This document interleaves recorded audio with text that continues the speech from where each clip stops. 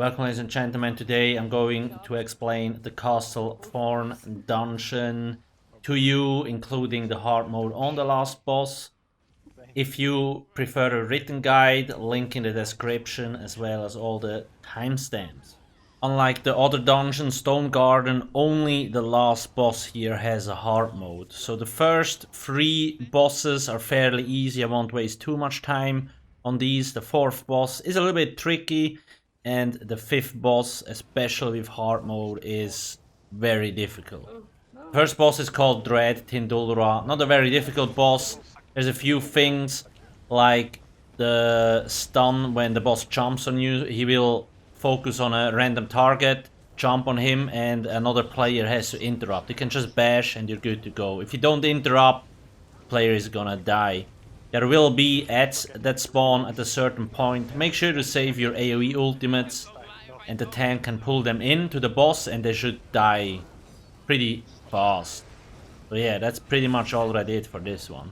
If you want to watch a full run of Castle Thorn, I will also put a link in the description, because once I'm done explaining, I will move on to the next boss. The second boss is called Blood Twilight. If you have enough DPS, you can just stack and burn him on the spot right away, pretty much ignoring all the mechanics. If you don't have enough DPS, he will do a blood pool mechanic, so 4 scamps will spawn. So you have to go outside of the middle area, because it will be pretty much like a death zone if you stand in it.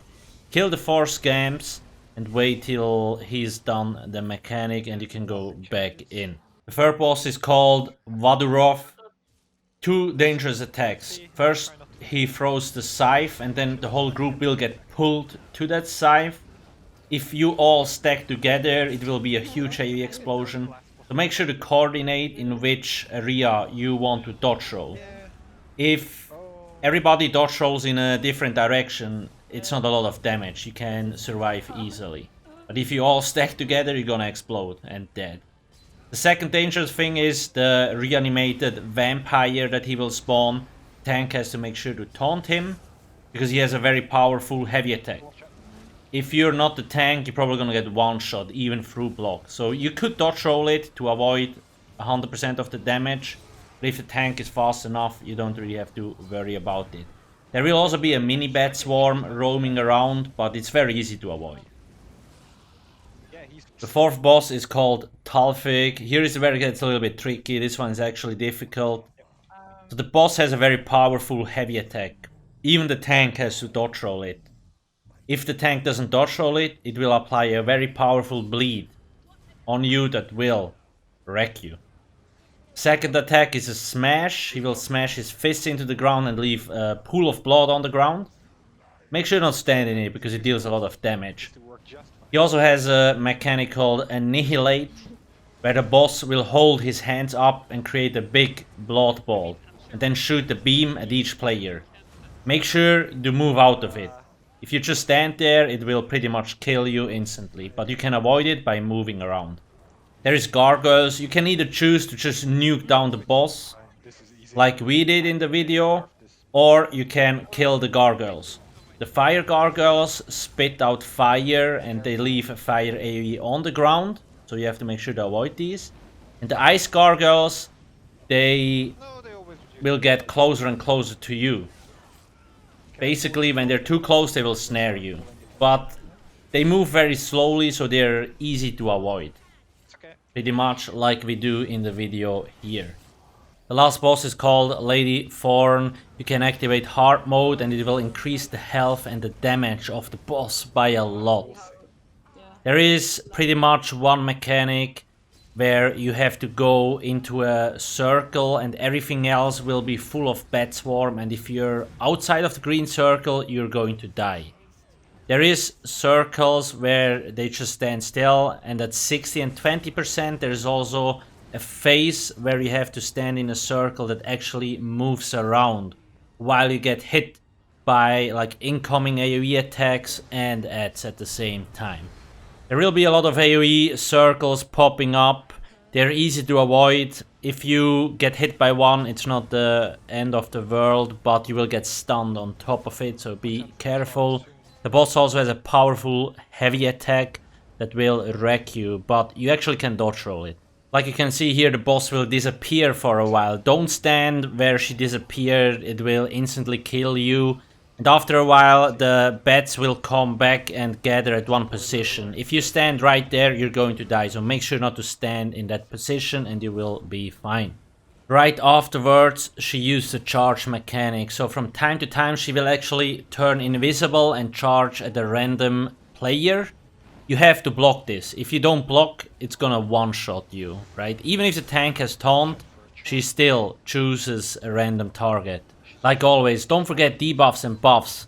Things like minor maim that will reduce the overall damage of the boss are very important here. Now you can see she reached 60% health and she starts glowing red. That means you have to find the circle that just spawned and go into it. This circle will move around. The boss will charge at you from time to time and ads will spawn. The tank has to look out for scamps.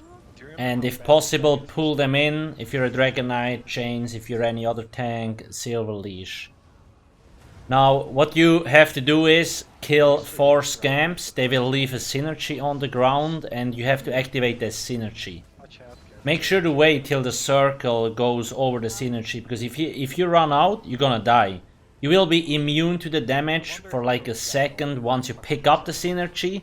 But if it takes you too long to get back into the circle, you're going to die.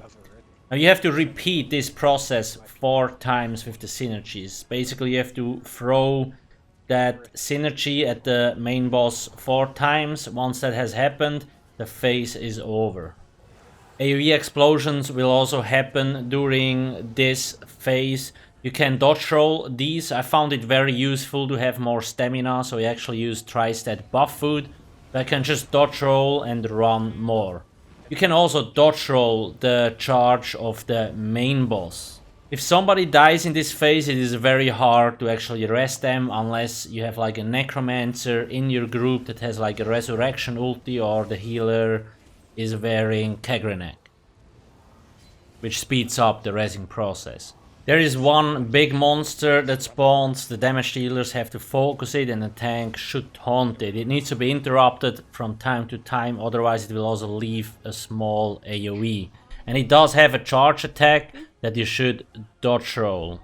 Once you have activated the synergy 4 times from the dead scamps, the boss will calm down and she will be damageable again. Now everything continues as usual, there's nothing new here. Till we hit 20% and then the next phase will begin. So let's fast forward to that.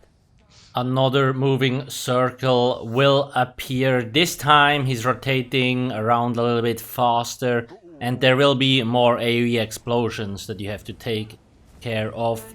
Other than that, everything is the same till you pass this phase. The biggest challenge, like before, is not getting hit by the AoEs, otherwise you might get stunned and move out of the circle, which will pretty much kill you because of the bat swarm all around. So that's why having enough stamina will be very handy.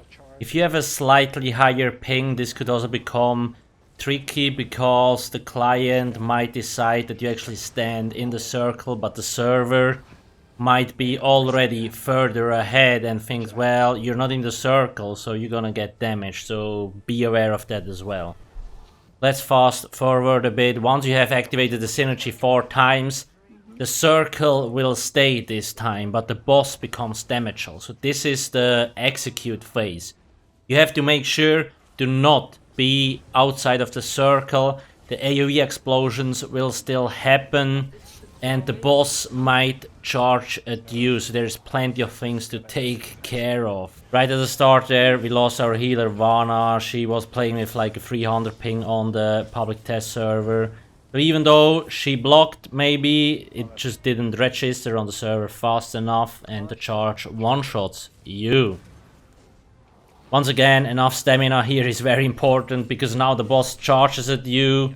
there is like AoEs popping off everywhere. It's very chaotic, so you have to be aware of your surroundings. We were lucky here that our tank survived this long without pretty much any heals except self heals and some of my Nightblade abilities. But yeah, that's pretty much it. At 20%, luckily, you can use executes, but it's really tricky. If somebody dies there, it's gonna be hard to survive. And make sure to have enough stamina to break free. You could also use CC potions that would help for a tiny amount of time, for example, so that would be another option that you have. Anyway, don't forget to subscribe. Thanks for watching and see ya soon. Cheers.